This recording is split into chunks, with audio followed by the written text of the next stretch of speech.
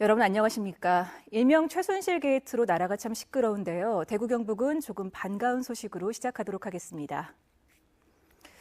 프로축구 대구FC가 오늘 대구에서 펼쳐진 대전과의 K리그 2016 시즌 마지막 경기에서 승리를 거두면서 지난 2013년 시즌 강등 이후 3년 만에 클래식 복귀를 확정지었습니다. 지난해 아쉽게 승격이 실패했었는데요. 1년 만에 재도전에 성공한 것입니다. 첫 소식 서건 기자입니다. 이기면 무조건 자동 승격. 지거나 비기더라도 승격의 가능성은 있고 안산의 경기 결과에 따라 우승도 가능했지만 대구FC는 승격의 모든 것을 집중했습니다. 전반부터 대전을 상대로 공격을 이어간 대구. 하지만 좀처럼 대전의 골문은 열리지 않았는데요. 쉴 새 없이 이어지는 공격 끝에 결국 후반 34분 세징야의 환상적인 중거리포가 골망을 흔듭니다. A bola ia entrar, o clima estava favorável para a gente e a gente foi persistente, acreditamos até o fim e tá aí, subimos, infelizmente não fomos campeões, mas subimos o time. 이로써 내년부터 대구FC는 K리그 클래식에서 뛰게 됐습니다. 비록 안산에게 우승컵을 내줬지만 승격을 위한 조건을 스스로 이뤄낸 데 의미가 남다릅니다.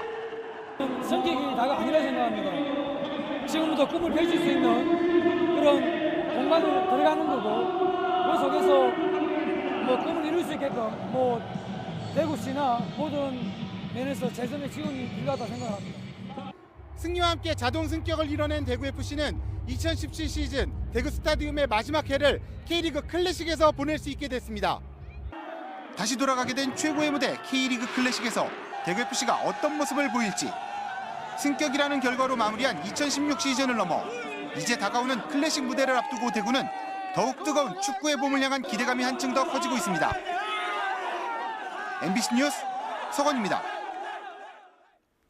적십자 회비를 거둬 공익활동을 하는 대한적십자사가 옛 대구 적십자 병원터에 영리형 오피스텔을 지으려 한다는 비판이 나오고 있습니다.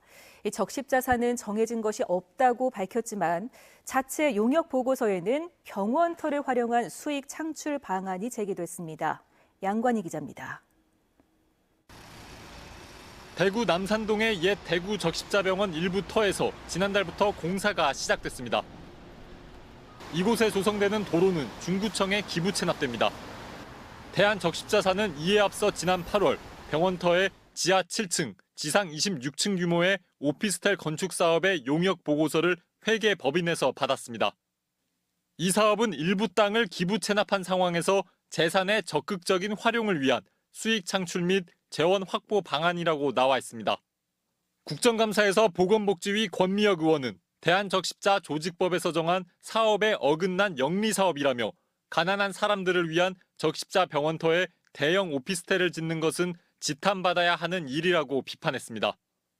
대한적십자사는 아직 정해진 것이 없다고 밝혔습니다.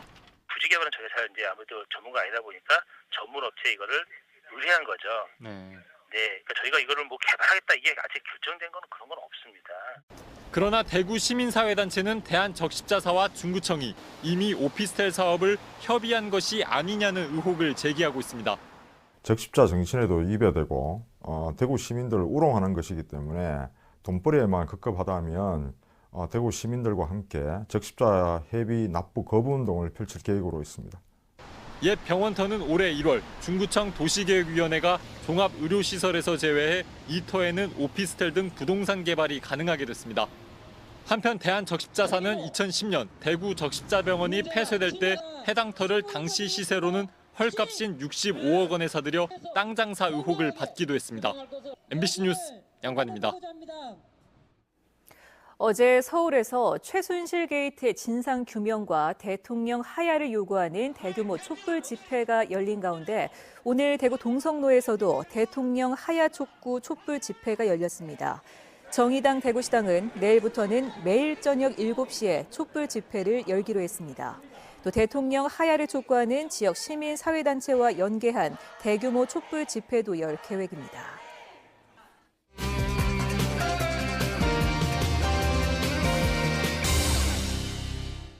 시청자와의 쌍방향 소통으로 만들어지는 뉴스 모바일 엠벤입니다. 지난 25일이 독도의 날이었는데요. 엠벤회원 이명훈님은 독도의 날을 맞아 경안중학교 강당에서 독도는 우리 땅이란 주제로 독도사랑 플래시몹 행사를 소개해 주셨습니다. 많은 사람들이 독도의 날을 계기로 독도를 사랑하는 마음을 다시 한번 되새길 수 있으면 좋겠네요. 엠벤에 올라온 영상인데요. 직진과 우회전 동시차로에 차가 멈춰서 직진 신호를 기다리고 있습니다. 그런데 우회전을 하려는 뒷차량이 정신없이 경적을 울려댑니다. 이런 난감한 상황에서 운전자는 어떻게 해야 할까요?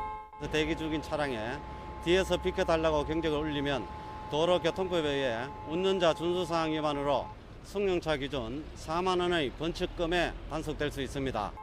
뒷차의 경적에 신경 쓰여 앞차가 정지선을 넘어 횡단보도로 진입하면 도로교통법에 의해 보행자 횡단방해로 벌점 10점과 6만 원 또는 교차로 통행 방법 위반으로 범칙금 4만 원의 단속이 될 수 있기 때문에 이렇게 직진과 우회전이 같이 있는 차로에서는 앞차가 뒷차의 편의를 위해 피해주지 않아도 됩니다. 또한 비보호 좌회전에서는 반드시 전방 신호가 녹색불일 때만 좌회전이 가능한데요. 적색 신호 시 좌회전을 하게 되면 일반 좌회전과 마찬가지로 도로교통법에 의해 신호 위반 벌점 15점, 범칙금 6만 원의 책임을 지고 단속 대상이 됩니다.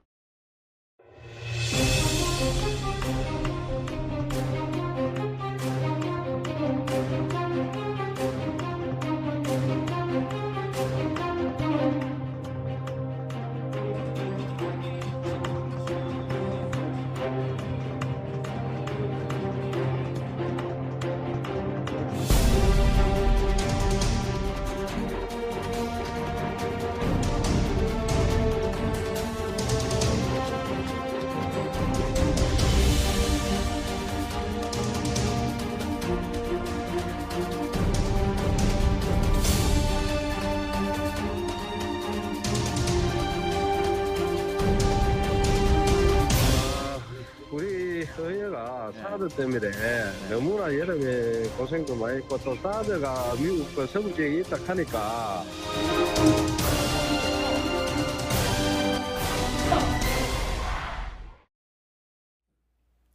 대구공항 통합 이전 후보지 발표가 올해 연말로 예정된 가운데 이번 주에는 국방부가 1차로 선정한 예비 후보지 중 어디가 최적지라고 생각하는지를 물어봤는데요.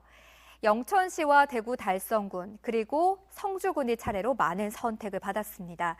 이에 관해 엠벤 회원들의 다양한 의견에 댓글이 올라온 가운데 한 회원은 주민 의견을 충분히 반영하고 항공기의 안전한 이착륙에 문제가 없고 접근성과 비용을 고려해 결정됐으면 좋겠다는 의견을 주셨습니다. 지금까지 모바일 엠벤이었습니다. 성인봉에 간다며 혼자 경비대를 나섰다가 실종된 조영찬 울릉 경비대장이 실종 8일 만에 숨진 채 발견됐습니다. 수색을 하던 경찰과 소방본부 등은 오늘 오후 5시쯤 울릉 성인봉에서 안평전 사이에서 조 대장의 시신을 발견했습니다. 조 대장은 지난 22일 낮 1시 반쯤 성인봉에 간다며 울릉 경비대를 나간 뒤 연락이 닿지 않아 경찰이 그동안 수색을 벌여왔습니다. 대구 경북 여성단체연합이 여성가족부와 통계청의 자료를 분석한 결과 지난해 대구 여성 노동자의 평균 임금은 159만 원으로 7대 광역시 가운데 최하위로 남성의 61.9% 수준에 그쳤습니다. 지난해 경제활동 참가율 역시 대구 여성이 50.9%로 전국에서 11번째였고 여성 임금 노동자 가운데 40.3%는 비정규직인 것으로 조사됐습니다. 대구시는 중국 단체 관광객들을 전문으로 식사를 제공하는 전문 식당 33개 업체를 확정했습니다. 지정된 식당들은 소개 콘텐츠를 온라인으로 홍보하고 홍보 책자를 전국 여행사에게 제공하는 등 다양한 지원 방안을 검토하고 있습니다.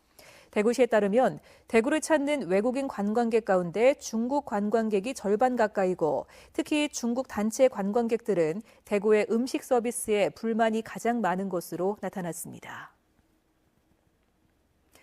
매달 일정한 금액을 기부하는 경북 지역 착한 가게가 1,600곳을 돌파했습니다. 경북사회복지공동모금회에 따르면 울진군 가게 19곳이 착한 가게에 가입해 경북의 착한 가게는 1,618곳으로 늘어났습니다. 23개 시군 가운데는 칠곡이 243곳으로 가장 많고 구미가 175곳, 울진 174곳 순으로 착한 가게가 많습니다.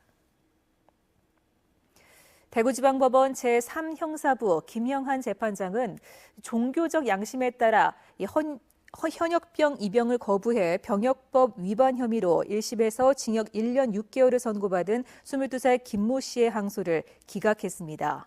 항소심 재판부는 헌법재판소 결정과 대법원 판결의 취지 등에 비춰볼 때 피고인이 종교적 양심에 따라 입영을 거부한 것은 위법이라며 이같이 판결했습니다. 대구 경북 소식 전해드렸습니다. 고맙습니다.